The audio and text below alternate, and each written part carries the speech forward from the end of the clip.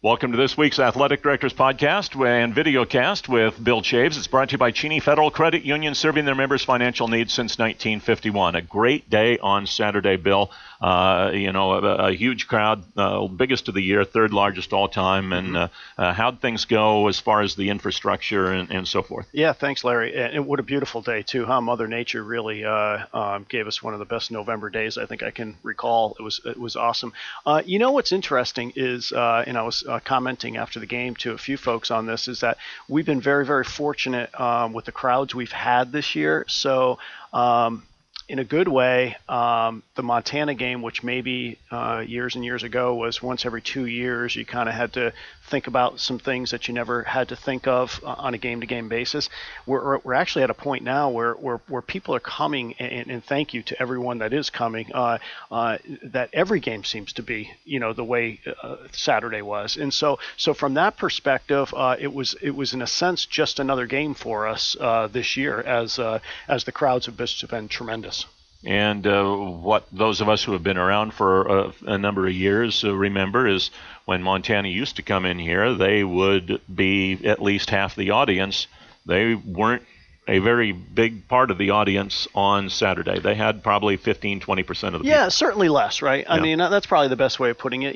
They allow us a certain amount of tickets when we go to Missoula, and we consign them a certain amount as well. And so, from that perspective, it actually just works out because then they can kind of stick handle those tickets per se. But you're right. I mean, I think the way things have gone with season tickets and the reality of it is, this is our base now. And it's exciting to see, and I know I'm excited. I know Coach Baldwin is, and we can't thank people enough. Obviously, our staff's done a great job. The program's done an awesome job. The administration, and then obviously our fans themselves purchasing the tickets and coming.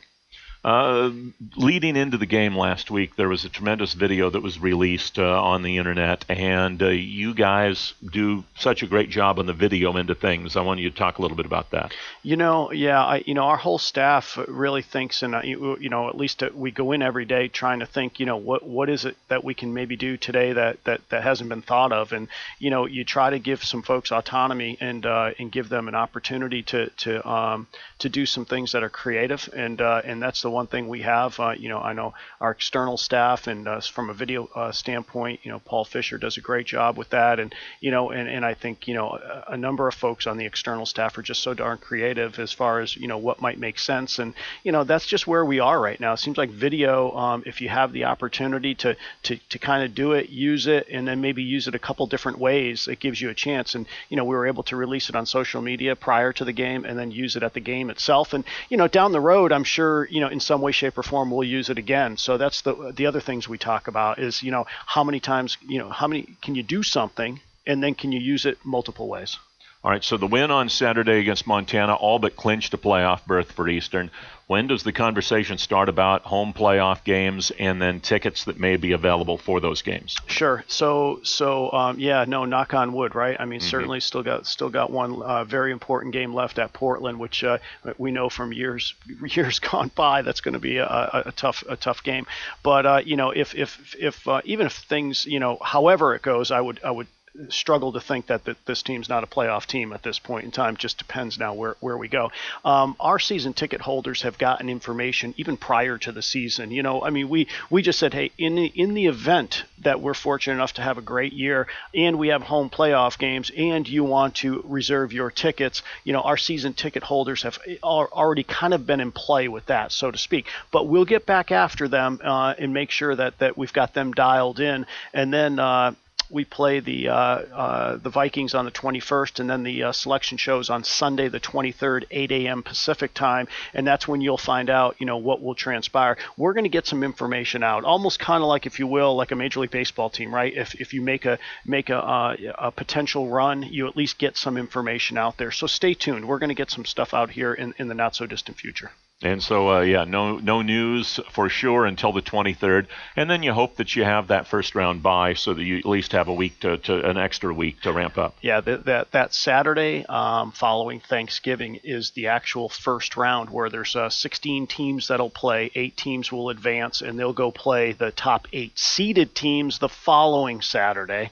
I believe December 6th, if I'm not mistaken. I believe that's accurate. And then the following week after that, that's when you start getting into it could be Friday night or it could be on Saturday, depending on what ESPN chooses to do. And then on the semifinal day or round, they do the same thing. They'll play a game on the Friday and a game on Saturday. All right, so let's talk other sports now because it's a big week for some of the other sports. Volleyball, we'll start with them because they're the first. They play on Thursday night, big match against Northern Colorado, I believe, and then they have senior day on Saturday against North Dakota, and they need a couple of wins in order to try to clinch a spot in the Final 8. Yeah, we've just got to find a way to get it done on Thursday. Obviously, one at a time, right? North Dakota comes in, and they've just been playing great this year on our side, if you will. I know Idaho State's done a nice job on the other side, but we had a big win when we played in Greeley before, but they've since really gone on a roll. So these are going to be 2 tough matches, but one at a time. Let's see what we do at Reese Court. Get Thursday night and knock on wood and maybe get some help and see what happens if we can find a way to win 2. Quick turnaround then. Thursday night volleyball into Friday morning basketball at 8 in the morning as the Eagles take on Texas Southern in the first NCAA Division I college basketball game that counts, first regular season game. How's since we talked last week, how's the reaction? Have you gotten any more? Do you have anything more you want to tell us? No, I'd say other than the fact that, a lot of folks know that we're doing it. So I'm not sure that's equating to them coming to the game, but we'll find out. But I think we're going to have a decent crowd. I know we're going to try to get after our student body this week as well, and obviously if we can get a good crowd from our students, that'll be great. Code Red will be there, which is awesome. So in fact, they had actually a conflict. They weren't going to be able to be there that night, but they can be there in the morning. So that worked out pretty well. And then we've had a couple national folks write some stories, and in fact, Coach Hayford and I were on Westwood One this morning, and I don't know if that we got taped, if you will, or recorded, so I'm not quite sure when that's going to play. And then the NCAA.com did something. So again, I would say it's safe to say this. We would not be getting this play nationally if we weren't playing at 8 a.m. And at the end of the day, hey, you got to play at some point in time. And I'm sure Texas Southern's actually kind of happy about it, to tell you the truth. You play the game, and then they can go about their merry way as far as getting out of town and going on to game 2. And you're getting a lot of play locally, too, because the game's being televised when I don't think it would have been otherwise. That's correct. And so our friends and partners at SWX are going to come and put the game on, which is great. And then our friends at 700 ESPN Radio, they'll have the game on as well. You'll be calling it. And, that's kind of an interesting time slot, right? We normally never get into the morning time slot. So all that to be said, that's kind of neat. I mean, it just it's not something you probably want to do every single game. But, once in a great while, I think it's kind of unique to do something a little out of the box, and I give Coach Hayford lots of credit for suggesting it, and then our staff to implement it. Tickets are available. You can go online to goeags.com and /tickets, or just click on the tickets link and you can get more information on that. And season tickets, obviously, still available for both men's and women's basketball. That's correct. And would love to have as many folks as possible. I think both teams are poised to have a really good year, certainly a very competitive year.